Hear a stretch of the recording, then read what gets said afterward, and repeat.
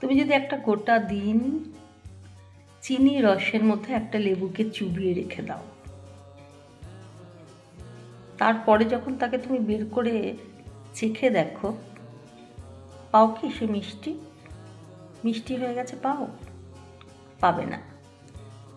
একটা গোটা দিন চিনির রসে একটা লেবুকে রাখার পরও সে মিষ্টি হয় না।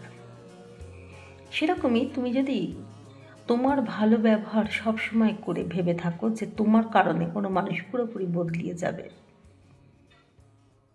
সেটাও হয় না। কারণ মানুষের প্রকৃতি যেমন হবে সে ঠিক তেমন কাজই করবে। একটা কথা মানতে হবে, মানুষ বদলায় অবশ্য করে, মানুষ বদলায় নিজের সুবিধা দেখে, মানুষ বদলায় নিজের লাভ দেখে, মানুষ বদলায় যেখানে সে কমফর্টেবল সেইটুকু দেখে।